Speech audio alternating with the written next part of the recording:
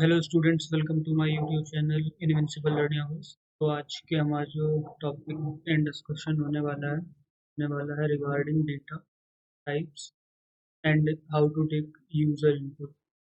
हमने last video में जो चीज़ें डिस्कस कर रखी थी वो वेरिएबल्स और डिक्लेरेशन किस तरह से किया जाएगा। आज की टॉपिक्स बना लेते हैं।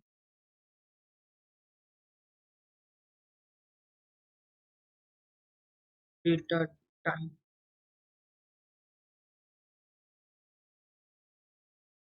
आज का data type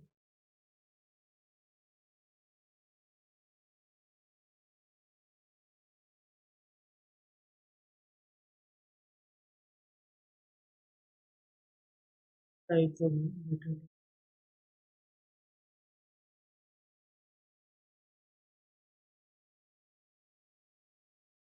primitive versus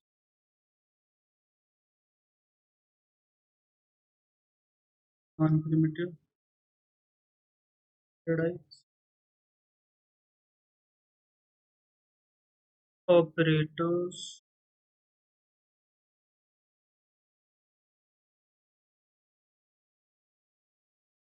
types of और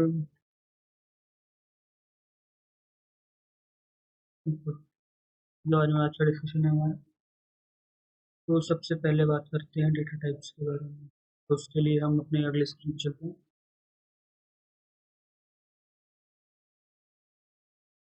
तो data types in Java. So as in general types क्या होते हैं कि जो अलग अलग टाइप के हमारे पास डेटा होते हैं उनको होल्ड करने के लिए जो स्टोरेज के लिए जो मेमोरीज लगती हैं।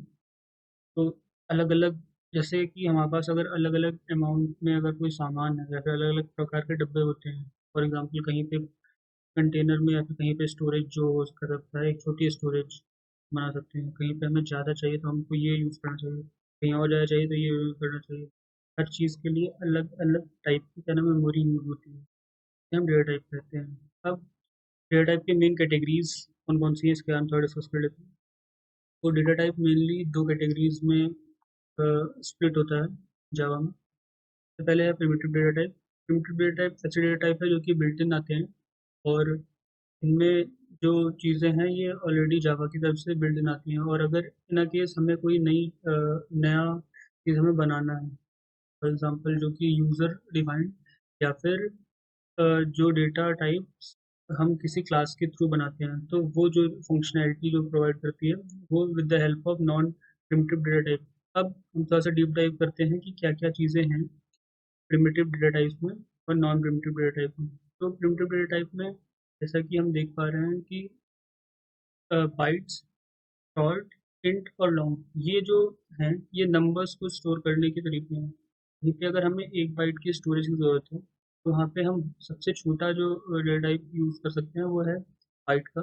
उसके बाद फर्दर अगर हमें थोड़ी सी और अमाउंट में हमें ज़रूरत ज़्यादा है तो हम शॉर्ट को यूज़ कर सकते हैं। उसके बाद इंट और उसके बाद फिर लॉन्ग। ये हो गया नॉर्मल नंबर्स के लिए। फॉर एग्जांपल हमारे पास जो नंबर है वो एक डेसिमल फॉर्मेट में आ जाए, जैसे कि 2.05, 2.25। तो इसको स्टोर करने के लिए हमारे पास दो मेथड है, एक फ्लोट और दूसरा है हमारा डबल। अब जो डबल है इसमें प्रिसीजन ज़्यादा होता है क्योंकि ये अमाउंट ऑफ डेटा ज़्यादा स्टोर कर सकता है, इसीलिए हम ज़्यादा प्रिसाइज अगर हमें डेटा चाहिए तो उसके लिए हम डबल का यूज़ करते हैं। अब फर्दर बात आती है कि कैर या फिर कैरेक्टर डेटा टाइप जो प्रिमिटिव डेटा टाइप का है उसका टास्क क्या है, उसका काम क्या है। तो कैरेक्टर डेटा टाइप की अगर हम बात करें तो यहाँ पे कैरेक्टर्स का मतलब जैसे ए बी सी डी इस टाइप की जो सिंगल कैरेक्टर्स हैं उनको स्टोर करने के लिए कैर का यूज होता है, और ये 2 बाइट की जगह लेती है हमारी मेमोरी में। इसके बाद फिर बात आती है कि अगर हमें केवल या तो हमारा रिजल्ट ट्रू हो या तो हमारा रिजल्ट फॉल्स हो, इसको भी स्टोर करने के लिए जावा ने ने डेटा टाइप्स के अंदर एक हमें वो प्रोवाइड कर रखा है डेटा टाइप जिसका नाम है बुलियन, जहाँ पे या तो ज़ीरो या तो वन स्टोर होता है, और ट्रू और फॉल्स दोनों ही बातें एक है ये स्टोर होती है। उसके बाद फिर हमारी बात आती है कि non primitive data types. Non primitive data types में फॉर एग्जांपल अगर हमें कुछ इस तरह कस्टमाइज़ करना है कि मान लो हमारे पास पूरा-पूरा एक किसी का नेम स्टोर करना है या फिर पूरा-पूरा एक पैराग्राफ स्टोर करना है, तो वहाँ पे अब कैरेक्टर्स जिस तरह से केवल एक ही अपने में स्टोर कर सकता है, तो अगर एक से ज़्यादा कैरेक्टर्स आ जाएँगे, तो वहाँ के लिए यूज़ हो सकता है स्ट्रिंग। अगर यहाँ पे जो नंबर्स हैं, वो ज़्यादा अमाउंट में है और बड़ा है, तो वहाँ पे हम अरेज़ को यूज़ कर सकते हैं और क्लासेस में ऑब्जेक्ट को हम जावा में बना सकते हैं। अपने हिसाब से अगर हमें किसी तरह की हमें चीज़ें हमें कस्टमाइज़ करनी है, तो वहाँ पे हम या तो क्लासेस का यूज़ कर सकते हैं, क्लासेस और ऑब्जेक्ट्स का हम यूज़ कर सकते हैं। अभी के हिसाब में जो इनमें मेजर डिफरेंस है, क्योंकि जो तुम देख पा रहे होगे कि प्रिमिटिव डेटा टाइप का कुछ ना कुछ मेमोरी एलोकेशन फिक्स है, जबकि जो नॉन प्रिमिटिव टाइप्स हैं उनका कोई भी एलोकेशन फिक्स नहीं है। वो हम जब यूज़र डिफाइंड है, तो जब हम डिफाइन करते हैं उस वक्त एट टाइम हम उसको कितनी मेमोरी लेगी या फिर क्या लेगा, ये हम उसे डिफाइन करते हैं। आओ थोड़ा सा इसको देखते हैं कि किस तरह से इनके सिंटैक्स लिखे रहे हैं। तो अब हम एक फाइल क्रिएट करना चाह रहे हैं, डेटा टाइप और जावा नाम से। का टास्क होगा कि ये हमें डिफरेंट डिफरेंट टाइप के डेटा टाइप्स को हम इंट्रोड्यूस कर सकें। तो ये इसके जो हमारे प्रिमिटिव डेटा टाइप्स हैं उनको लिखने के जो मेथड्स हैं उस तरह के हैं कि जिस तरह से हम बाइट को स्टोर कर सकते हैं, बाइट के इक्वल टू 5 अगर मैं क्योंकि वो एक छोटा एक नंबर स्टोर करना है, तो short x equal to 1, int age equal to 95, and long time taken equal to just long number, and for character storing हम उसका नाम दिया है नहीं और यहाँ पे सी स्टोर किया है, और बुलियन के लिए हमने एक फ्लैग नाम का वेरिएबल बनाया है, उसमें ट्रू को स्टोर किया है। जो डिक्लेरेशन है वेरिएबल्स का, ये हमने लास्ट वीडियो में आपको समझा रखा है, और आपको अभी भी अगर डाउट है तो आप लास्ट वीडियो को एक बार फिर से गो थ्रू कीजिए। और अब हम मूव कर रहे हैं अपने नेक्स्ट। तो हमारे स्ट्रिंग्स को डिफाइन करने का तरीका ये है कि स्ट्रिंग हम आगे लगाएंगे, साथ में वेरिएबल का नाम, उसके बाद उसमें स्ट्रिंग जो है वो डालेंगे। ये डिफाइन करने का तरीका है कि मान लो अगर हमें कोई कैरी चाहिए जिसका इंटीजर टाइप हो, तो इंट का डेटा टाइप, फिर ये सिंबल या फिर उसका name equal to curly braces के अंदर हम पूरे एरे को हम यहाँ पे डालेंगे।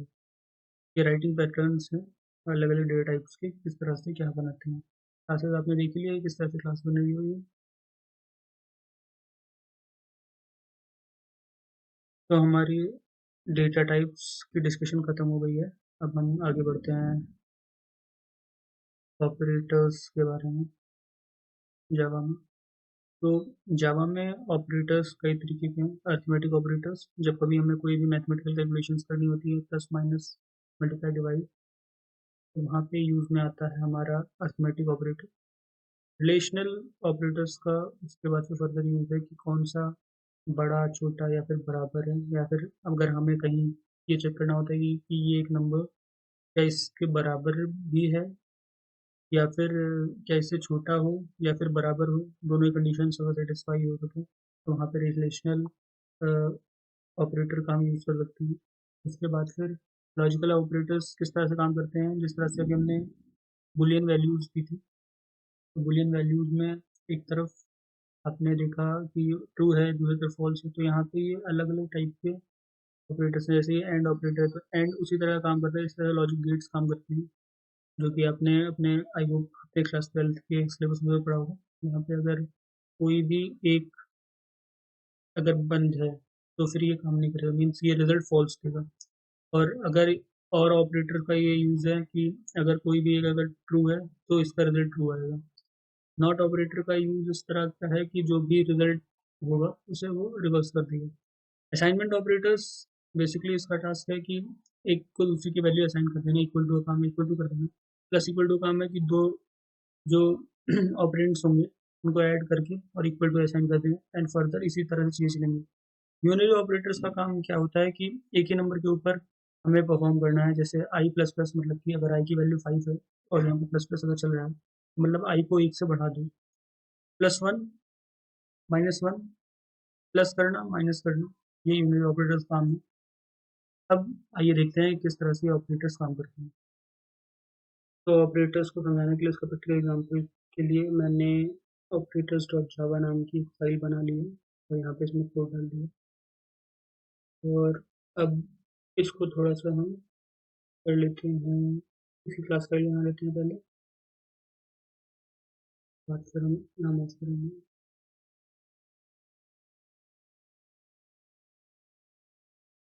जावा सी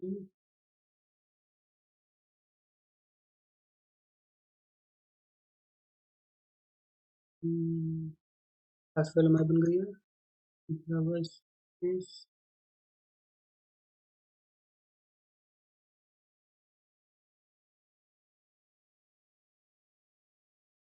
और ये यहाँ पर चल गया। तो पहले तो हम कोड को थोड़ा सा देख लेते हैं, फिर इसके आउटपुट को देखेंगे। तो सबसे पहले हमने इनिशियलाइज किया है दो वेरिएबल्स ए और बी, जहाँ पे ए की वैल्यू 10 है और बी की वैल्यू 5 है, और अर्थमेटिक ऑपरेशंस के लिए, मतलब कि जो मैथमेटिकल ऑपरेशंस है जो हो सकते हैं जावा में, उसके बारे में एक्सप्लेन किया है। जहाँ पे प्लस ऑपरेटर्स का जो काम है वो एडिशन का है, तो ए प्लस बी मतलब कि 10 + 5 इक्वल टू, यहाँ पे इसका रिजल्ट जो होगा वो आएगा 15, एंड फिर a minus B means 10 - 5 5, 10 into 10 multiply by 5 50, and 10 modulus, I mean division of 5, तो वहाँ पे उसका जो क्वेश्चन था वो 2 आएगा, तो इसका रिजल्ट हमेशा 2 देगा। उसके बाद फिर 10 मॉडुलस 5, तो यहाँ पे ये जो मॉडुलस साइन है ये हमें रिटर्न करता है जो उसका रिमाइंडर होगा, तो 10/5 का जो रिमाइंडर है वो 0 आएगा। तो यहाँ पे नीचे देख पा रहे होगे आउटपुट में, कंसोल में, कि यहाँ पे इसके रिजल्ट्स जो बने हुए हैं।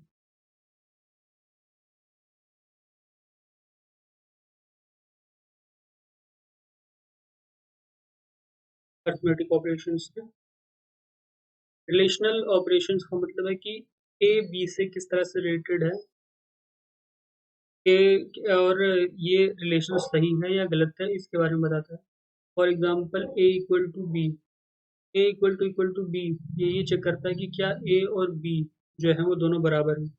तो इसको चेक करने के लिए ए की वैल्यू 10, बी की वैल्यू 5, क्या ये दोनों बराबर है, नहीं बराबर है, इसीलिए इसको रिजल्ट, मतलब ये रिजल्ट जो देगा ऑपरेशन, रिलेशन ऑपरेटर, वो फॉल्स रिजल्ट करेगा।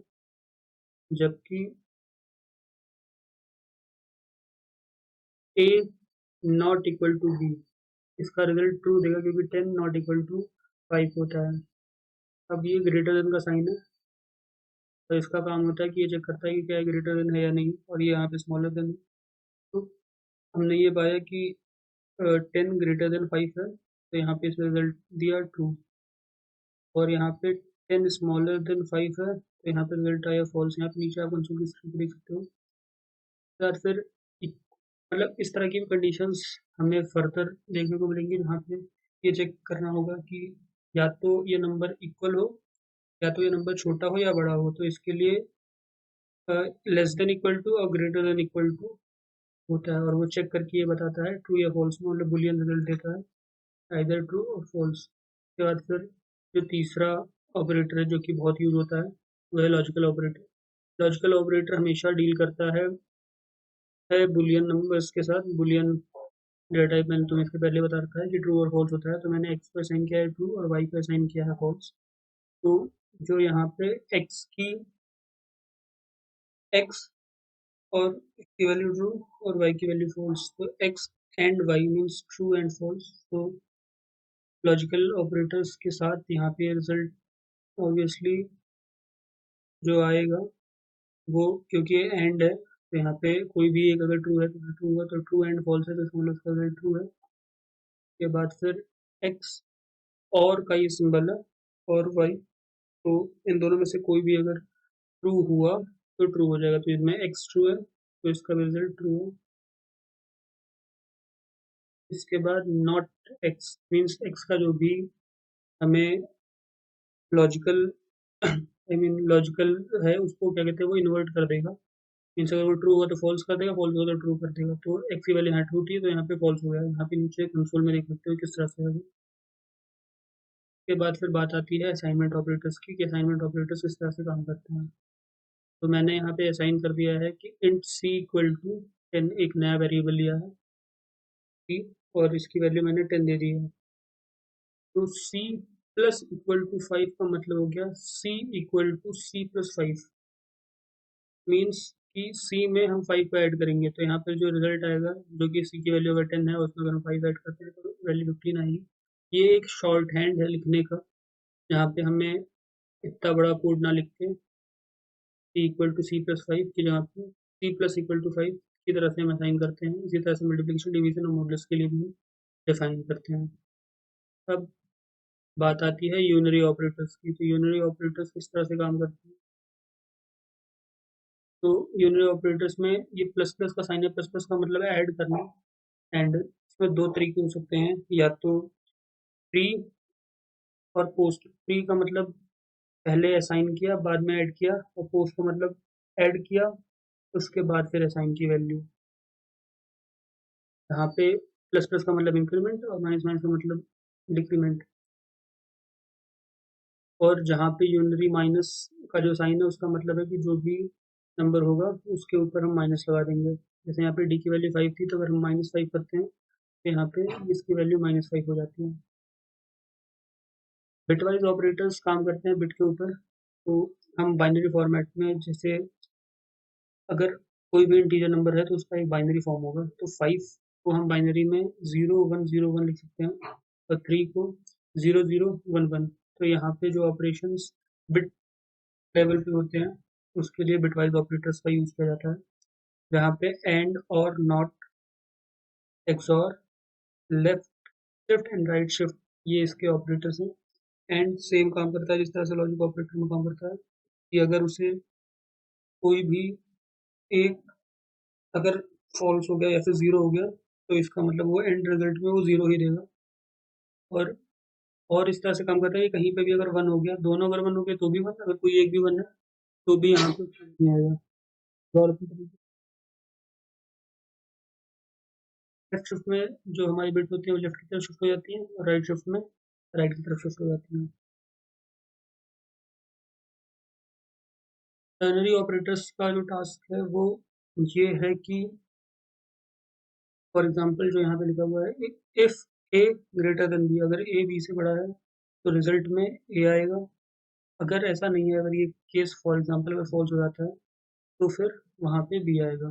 तो ये बिट वाइज ऑपरेटर और टर्नरी ऑपरेटर को मैंने लास्ट स्लाइड में नहीं लिखा था, यहाँ पे कोड के थ्रू मैंने तो समझा दिया। ये भी काफ़ी आम मानने वाली चीज़ है।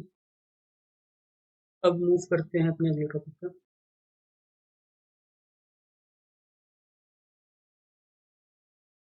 हमारा नेक्स्ट टॉपिक है यूज़र इनपुट। तो अभी तक हमने जो भी इनपुट दिया वो हमने खुद ही से डिफाइन कर रखा है। अगर हमें ऐसा चाहिए कि हमें इनपुट यूज़र से लेना है तो उसके लिए जावा में एक इनपुट के लिए एक टर्म यूज होता है स्कैनर।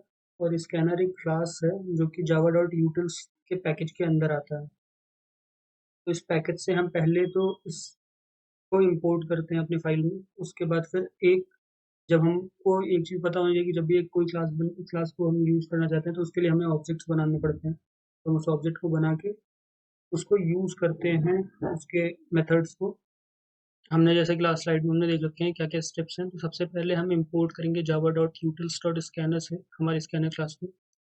उसके बाद फिर जो हमारा मेन होगा उसके अंदर हम सबसे पहले हम एक स्कैनर का ऑब्जेक्ट क्रिएट करेंगे। उसको क्रिएट करने का तरीका है कि स्कैनर जो क्लास का नाम है, फिर उसके ऑब्जेक्ट का नाम जो भी हम देना चाहेंगे, सी इक्वल टू न्यू, मतलब कि एक नया ऑब्जेक्ट है स्कैनर फिर से। और उसके बाद फिर सिस्टम डॉट इन, ये एक मेथड है जहाँ से हम इनपुट ले सकते हैं, कीबोर्ड या फिर जो भी इनपुट डिवाइस है।